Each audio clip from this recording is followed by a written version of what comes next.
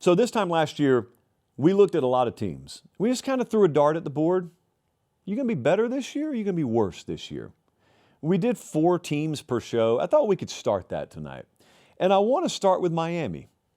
Is Miami going to be better or worse this year than they were last year? Boy, it's tough to be better, isn't it? They went to the national championship game. They were at midfield with under a minute to go, down 6, with a chance to win the national championship. And then they didn't. And it's really tough to get back. You got to start from scratch. So it may shock you to hear me say, I think Miami's team's going to be better this year than they were last year. We were down there last week, got a good look at them. There is no shortage of skill, of size, of athleticism on either side of the line of scrimmage. There's just a shortage of known commodities. But Miami has transitioned into one of these reload instead of rebuild type programs. They tasted it last year, but they haven't really accomplished it yet. So you don't have to worry about any of the usual complacency creeping into the program. Quarterback's an upgrade. That's no disrespect to Carson Beck. I'm just telling you, Darian Mensah is a baller, and he will fit very, very well down there. I also think the wide receiver room is good with the upside of incredible. And I think second year defensively under Heatherman will pay a lot of dividends. So, look, I think they'll be out for blood this year. They made it to the national title game last year, and yet I think this team this year will be better than it was last year. Now, this is not a record prediction segment, but I will tell you, I think Miami's going to be a one-loss team max in the regular season. So I actually do think they'll improve their regular season record, although saying one thing doesn't always mean the other. Next up, another playoff team, Oklahoma. Is Oklahoma going to be better this year or worse this year than they were last year? This was a playoff team last year, 10 wins in the regular season. Now, I have not been to Norman this spring yet. I have not watched them practice. I've only got to go on feel at the moment. My instinct is to very, very slightly lean worse this year than they were last year. Very slight lean because of, like I said, I haven't seen them. And number 2, I think tight end has been transformed on this team. And I think the running game, kind of like with Alabama, couldn't get worse. So it's got to get better. I will blindly trust their defense. And I will blindly trust that at the very worst, it'll be a top 20 unit. John Mateer is returning. So we have experience at the quarterback spot. I like their wide receiver room. So I just listed off a bunch of reasons why I would feel good about them. Why am I saying I think they'll be slightly worse than they were last year? Well, it's just because I think about range of outcome. And, people's expectation of this year will be based against the backdrop of what they did last year, right? Most people's minds work that way. Mine does too. I'm not so sure we didn't see Oklahoma towards the top end of the range of outcome last year, even with the quarterback injury. I think their range of outcome, plot point, it was pretty high up. So my instinct on them is somewhat blind because I haven't seen them, and it's going more off the law of averages than it is not liking a portion of their team or anything like that. The schedule's tough again, but it was tough last year.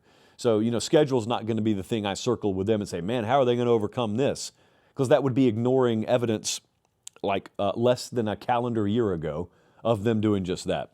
So I'll lean slightly down on Oklahoma. I got time to change my mind on that. ... Let's go all the way to Washington. Hey guys, do me one favor. Check and see if you're subscribed to the channel. If you are, great. If you're not, it's that easy. It's free. It doesn't cost you anything. It doesn't sign you up for anything. It just helps us do the show this way forever. All right, back to the clip. So Washington last year went 8-4. They went from 6-7 to 8-4 to fill in the blank in year 3 under Jed Fish. I lean that they will be better this year than they were last year. But there are big questions on this team. And I got to figure out, how do I process portal and attrition? Now, the attrition is RB1 is gone, wide receiver 1 is gone. The portal thing is the quarterback tried to leave and didn't. I don't know what that does to a team's dynamic. It may be totally irrelevant, and really only the people inside that building can know that. Until they play games, then we'll all know that. But the other thing is, Jed Fish knows what he's doing. I trust that. I also think that the talent roster overall has improved. So there's somewhat of a mirage that happens to us sometimes in college football predicting, and that is you look at a piece of paper and it says, boy, Washington lost some players. Boy, they got to replace some production. But not all lost production or roster churn is created equal. Sometimes you have churn, but the players you backfill with in the aggregate or just overall are better players. And you could case by case make exceptions to the rule, but overall, I just think Washington's roster will be better this year than it was last year, which is no guarantee of anything. But if I got to lean one way or the other, coming off an 8-4 year, I'm going to lean that they're better.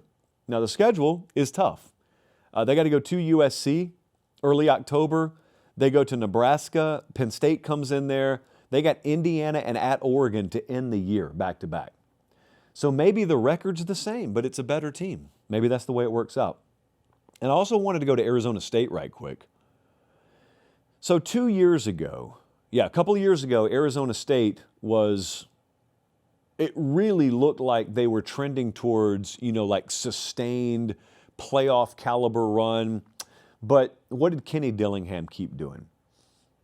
He kept talking about the portal. He kept talking about how they need people to step up. Mitch, they need you to open your wallet. Got to do it.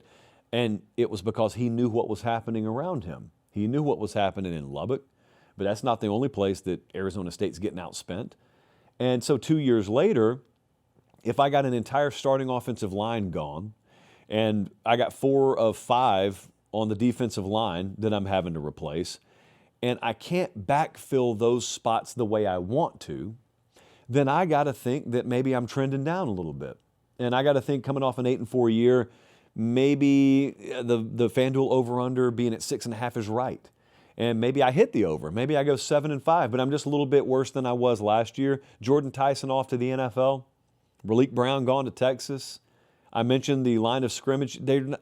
It's just not a conveyor belt like you have at the University of Texas of ready-made, equal, or upgraded options. That's not the way it's working there right now. You don't have to take my word for it. Like the head coach out there has mentioned this several times. So Sam Leavitt to Cutter Boley, that's the transition we're making at quarterback. There are a lot of places that, absent Kenny calling into the show and us putting him on speaker and him personally vouching for these positions, I've got to assume at the best are washes. More likely they're slight downgrades, and I'm just going to assume that their performance level correlates with that. That is the most diplomatic way possible that I could say that you're headed in the wrong direction. It's the most diplomatic way I can do it.